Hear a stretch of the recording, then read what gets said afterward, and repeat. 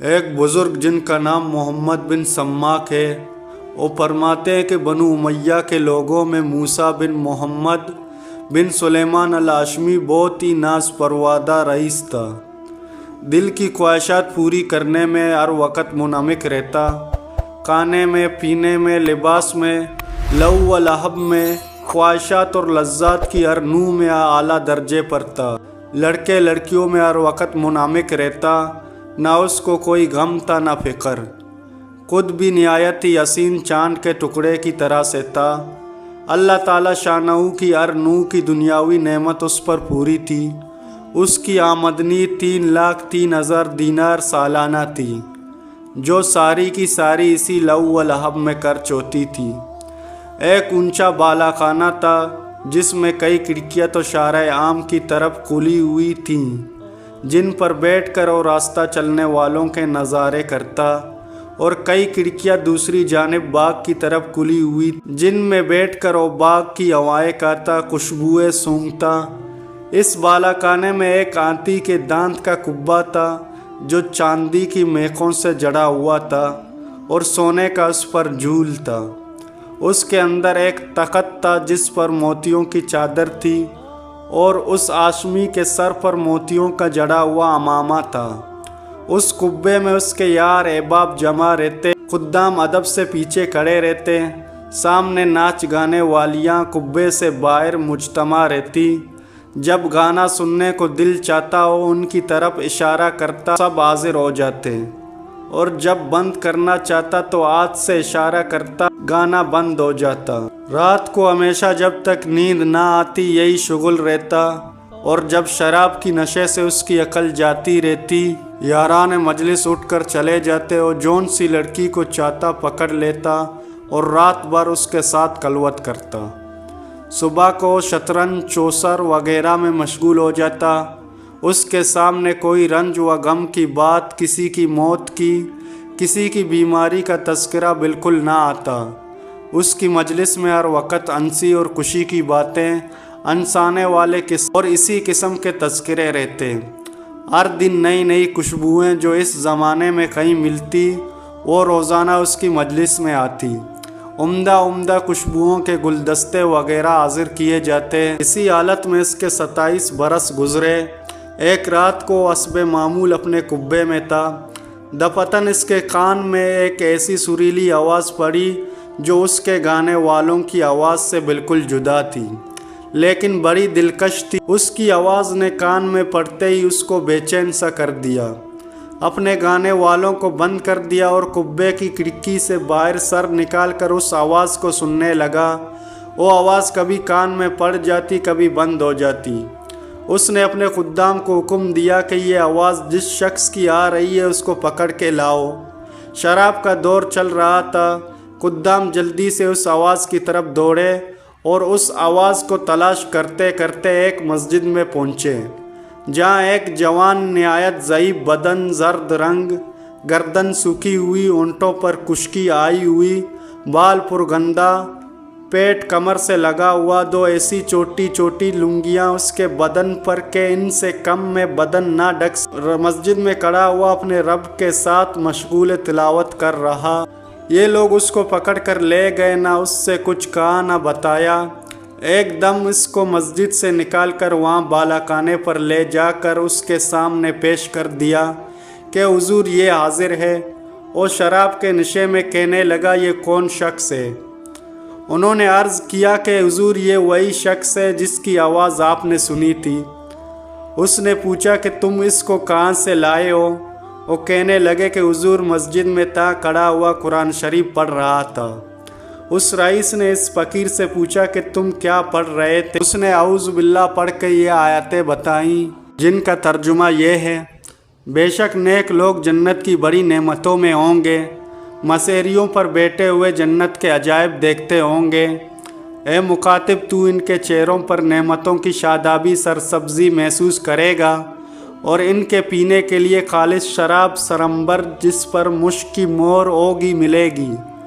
ایک دوسرے پر عرض کرنے والوں کو ایسی ہی چیزوں میں عرض کرنا چاہیے کہ یہ نعمتیں کس کو زیادہ ملتی ہے، اور ان کا ملنا اعمال کی وجہ سے ہوتا ہے، اس لیے ان اعمال میں عرض کرنا چاہیے جس سے یہ نعمتیں حاصل ہوں۔ اور اس شراب کی آمیزش تسنیم کی پانی سے ہوگی۔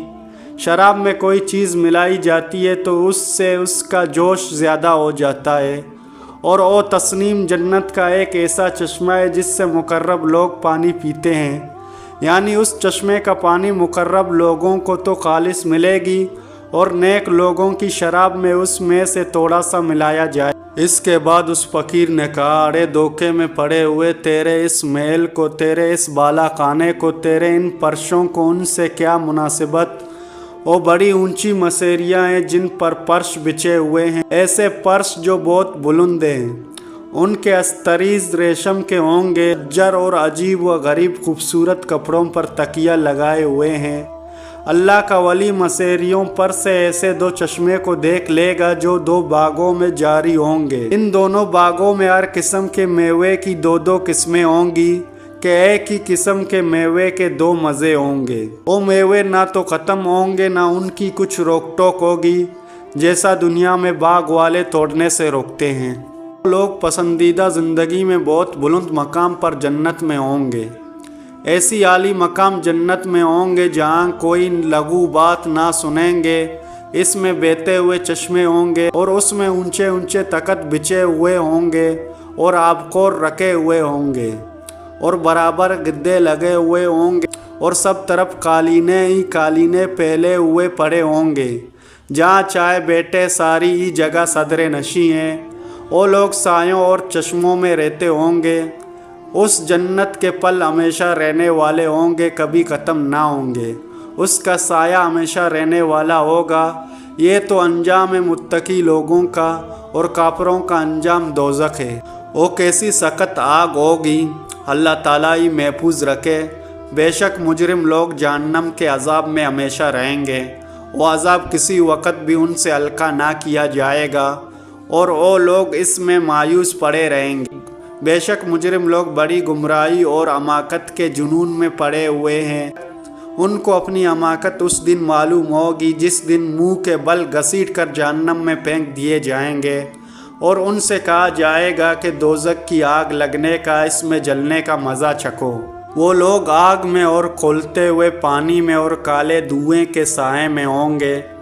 مجرم آدمی اس بات کی تمنا کرے گا کہ اس دن کے عذاب سے چھوٹنے کے لیے اپنے بیٹوں کو، بیوی کو، بھائی کو، اور سارے کنبے کو جن میں وہ رہتا تھا، اور تمام روئے زمین کے آدمیوں کو اپنے فدیے میں دے دے، پر کسی طرح عذاب سے بچ جائے، لیکن یہ ہرگز ہرگز نہ ہوگا۔ وہ آگ ایسی شعلے والی ہے کہ بدن کی کھال تک اتار دے گی، اور وہ آگ ایسے شخص کو خود بلا جس نے دنیا میں حق سے پیٹ پھیری ہوگی، اور اللہ تعالیٰ کی اطاعت سے بے رکی کی ہوگی، اور ناحق مال جمع کیا ہوگا، اور اس کو اٹھا کر حفاظت سے رکھا ہوگا۔ یہ شخص نہایت سخت مشقت میں ہوگا، اور نہایت سخت عذاب میں، اور حق تعالیٰ شانہ کے غصے میں ہوگا۔ عزیز سامعین، اس کلام میں اس فقیر نے جنت اور دوزخ کی بہت سی آیتوں کی طرف اشارہ کر دیا۔ وہ ہاشمی رئیس فقیر کا کلام سن کر اپنی جگہ سے اٹھا، اور فقیر سے معانقہ کیا، اور خوب چلا کر رویا، اور اپنے سب اہل مجلس کو کہہ دیا کہ تم سب چلے جاؤ، اور فقیر کو ساتھ لے کر سین میں گیا، اور ایک بوریے پر بیٹھ گیا، اور اپنی جوانی پر نوحہ کرتا رہا، اور اپنی حالت پر روتا رہا، اور فقیر اس کو نصیحت کرتا رہا یہاں تک کہ صبح ہو گئی۔